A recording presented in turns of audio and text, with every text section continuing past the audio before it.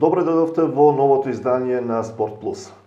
Денеска темата е ракомет, а чест ми е во студиото на Охрид Ньюз за гостин да го имам Крстејан Доновски, еден од најискусните ракометари на Охрид, човекот кој е во клубот од реоформувањето во 2011, кој ги има минато сите категории во екипата на Охрид, поранешен капитен, лидер и слободно може да се каже еден од оние кои се втемелија во охридскиот ракомет.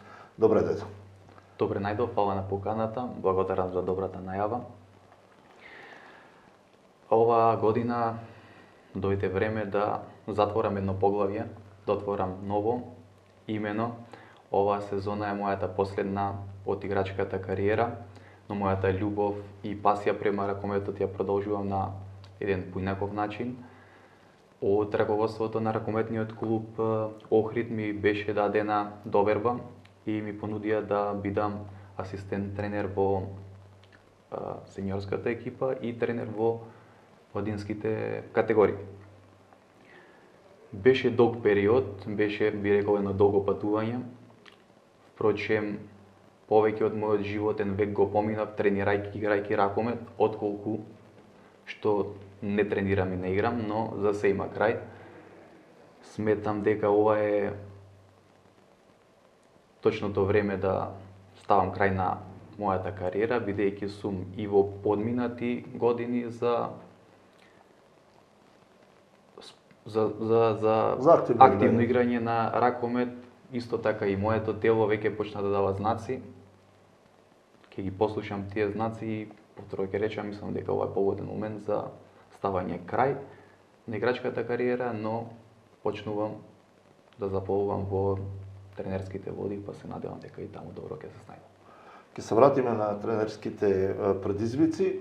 Со ракомет почнуваш на 12 годишна возраст, тогаш во ракометниот клуб Климент Охридски, а потоа од 2011 година си во ГРК Охрид. Во меѓувреме играш за неколку други клуба, бидејќи ракомет во Охрид немаше. Да.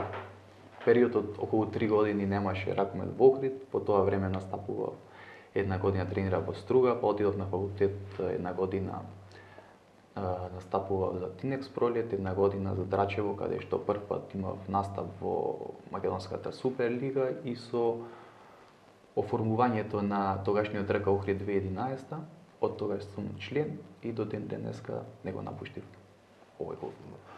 РК Охрид 2011 беше формиран од група ентузијасти, љубители на ракометот. Сите подадоа рака, колку што се сеќавам, во таа 2011 година. И тоа беше една убава охридска приказна која траеше неколку години, полна со ентузијазам. Јасно ми е дека ниту пари имаше, ниту средства и како клубот тогаш обстојуваше, знаете само вие.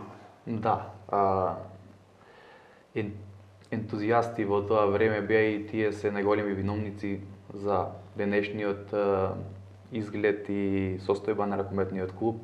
Сегашниот, градоначалник Кирил Пецаков, Атанас Попстефанија, сегашниот претседател на ракометниот клуб Ристе Китевски, Филип Јовановски, Горан Андоновски, Томовски, Ристе, се приклучивме, сите. Тогаш финансиската состојба не беше сјајна, сите игравме од љубов. Исклучиво од љубов, но имаше меѓу нас голема хемија, големо почитување и би рекол тие години 2-3 беа најдобри во смисол на најсрекни бевме сите, сплотени бевме како еден, па со тек на време како што клубот растеше, влекува повеќе финанси, се бараше поголем успех и стигнавме до едно високо професионално ниво.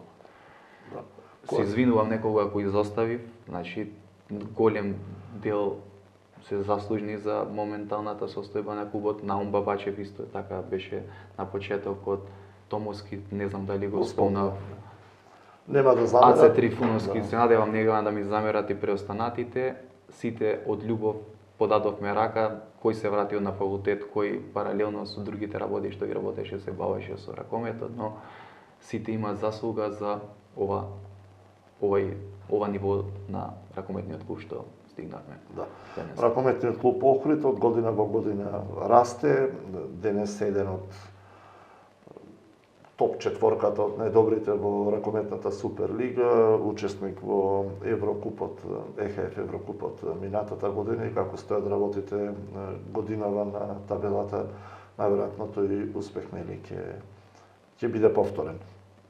Кога ќе погледнеш наназад во оваа твоја играчка кариера, минали брзо ракометните години? Па, да ви кажам искрено, не знам кога помина толку голем период. Значи, јас сум, како што напоменавте, како што кажавте, од 12 години во сала тренирам, сега имам 34, сега ќе правам, значи голем период помина, а многу брзо, како да беше вчера. Би избил ли некој момент, нешто в твојата кариера, да кажеме, ти дошло ли некој во еден момент да кажеш и порано доста е? Што те држеше толку долго на теренот? Голема е љубовта, никога не сум помислил да ставам крај, освен сега, бидејќи дојде време за тоа. Значи, љубовта и пасијата према ракометот е голема, не само мене, таа ја наследено од мојата фамилија, од мојот дедо, тој ми ја пренесе љубовта према ракометот, исто и другите членови нашата фамилија се сите во ракометот, дали сега, дали претходно, повремено или континуитет. Ние сме на ракометна фамилија и тоа, како што кажат, пасија, тоа е болест. Така, да доаѓаш од спортско семејство, сите сте инволвирани во ракометот, а твојот дедо, за оние кои можеби не знаат, го носиш ти и неговото име, беше едно од најголемите тренерски имиња на овие простори, на пошироките и во поранешна Југославија, и сосема заслужено и меморијалниот турнир во Охрид го носи неговото име.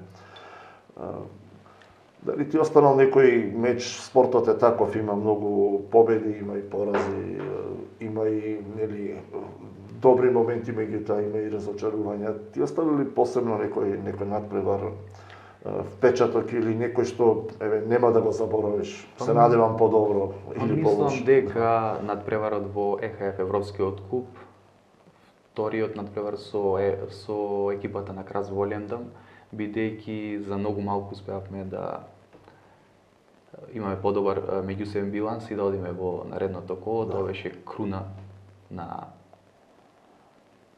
целиот напор што сме го вложили и мислам дека беше најголемиот успех на таа генерација.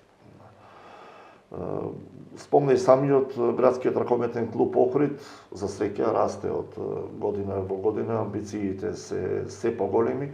Ти ќе бидеш дел од тренерскиот погон на екипата, ќе работиш и со сениорите, ќе бидеш во тимот на сега веќе известно и промовираниот, односно најавениот нов тренер Роевич, но и ќе работиш со младите категории. Претпоставувам дека пред тебе се и некои обврски околу лиценци, до образување, доцирање и така натаму. Како ќе тече тој процес? Точно така, потребно е стручно оспособување. Има сега семинар за тренери на 14-15 јуни во Охрид, па потоа треба да се стекнеме со модули и со семинари кои се одржуваат, претежно минатите години се одржуваа во Дојран и потребно да се стекнеме со тие модули, со тие лиценци за да се стигне и до мастер коуч лиценцата на крај, која што значи врв на да може да се води една сериозна екипа. Да. Ги познаваш добро младите категории на Охрид, нели тие се дел од ова наша успешна ракометна приказна. Каков е потенцијалот? Ќе треба да работиш со оние со кои соработуваш сега на теренот. Да, има одлични, перспективни, млади дечки во Охрид. Се надевам дека уште повеќе ќе напредуваат. Има и уште во помалите категории, уште многу добри таленти кои што треба допрва да се калат и се надевам дека Охрид има и мислам сигурен сум односно дека има светла иднина и дека што повеќе деца ќе вклучиме во сениорскиот тим. Што е клучно за да успее еден играч покрај љубовта кон ракометот? Ќе повторам уште еднаш, ти си во него играчки од својата 12-та година, тоа се многу тренинзи, многу напори, многу самоодрекувања за да се стигне да се игра на ниво суперлигашко и да се настапува во Европа, не е тоа мала работа, сигурно треба и откажување. Најбитна е упорноста и да се верува во себе. Ќе има во целиот тој процес и успони и падови, но никогаш не треба да се откажуваме, треба да бидеме упорни. Талент треба да се има, но не е пресуден. Најбитна е упорноста и љубовта. Ти си правник, адвокат, како ги спојуваш првата и втората љубов или првата љубов и професијата?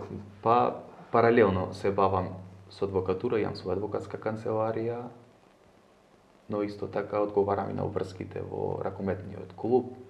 Имам многу малку слободно време, слободното време гледам да го искористам со фамилијата.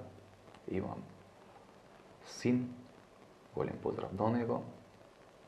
И како што кажавте, мора од нешто да се одречеме. Се имам одречено од слободното време, нема толку излегувања, но гледам максимално да го искористам со фамилијата и со најблиските пријатели. До крајот на првенството остануваат уште половина останува уште од плейофот.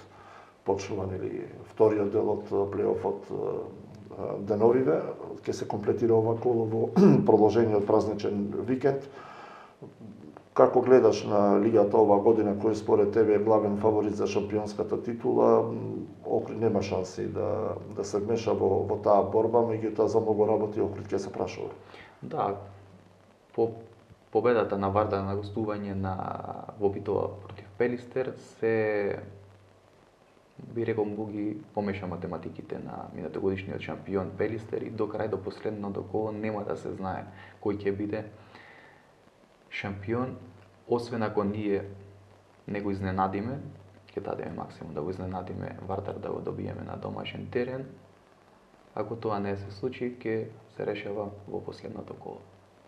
На домашен терен Вардар го очекува. Да, тоа ќе биде дополнителна доза неизвестност во и онака квалитетното интересно. Но се надевам дека и верувам дека имаме и квалитет и сила, дека можеме да извојуваме победа против Вардар во Охрид. Бевме блиску во регуларниот дел од сезоната. Ова сезона бевме блиску во неколку во дерби над преварите, меѓутоа се нешто како да ни фали тој завршен момент. Некои финеси, дали е тоа неискуство, тие се цело време во врвот имаат поголем број на такви сериозни надпревари. Би рекол дека и спортска среќа немаме и не сме толку искусни за такви надпревари.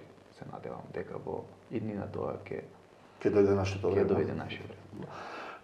Сосема за крај да се вратиме назад на тренерскиот предизвик. Имаш ли можеби идол? Веројатно си имал како играч идол.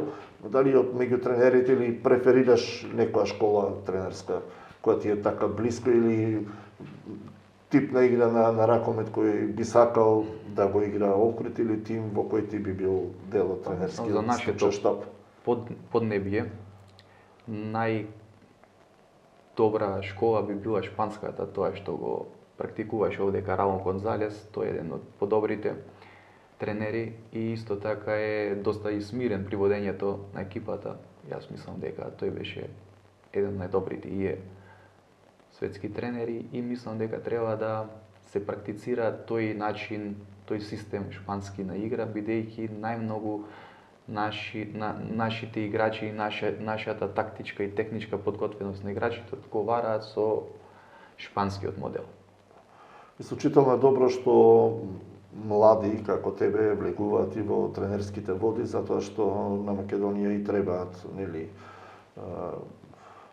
едуцирани, модерно подготвени тренери кои ќе внесат тие неопходни новини, се разбира и од младинските категории, од базата, за да може да бидеме поконкурентни и се разбира и на репрезентативно ниво и во клубовите. Што според тебе е она што и треба, односно му треба на македонскиот ракомет за да направиме исчекор. Ние сме редовни учесници на европските, на светските првенства, меѓутоа се разбира, се бројат успесите, сакаме да се вмешаме нели во борбата и за медали. Имаме генерации кои имаат потенцијал, но очигледно е дека ни треба уште дополнителна работа, дека ни треба и стручност во тренерскиот момент, меѓутоа ни треба и индивидуална работа и на самите ракометари. Што е тоа кога ќе се спои, кој е тој модел кој треба да го избериме и на што треба особено да внимаваме во развојот? Клучно е да има услови. Моментално македонските клубови се стабилни и нудат добри услови, но има еден проблем, според мене би рекол бројот на странците кои настапуваат е преголем и мислам дека треба Ракометната федерација добро размисли да го намали тој број на странски играчи кои може да настапуваат од 8 барем на 5-6, со тоа што македонските играчи би добиле поголема минутажа и поголема шанса за докажување и напредок.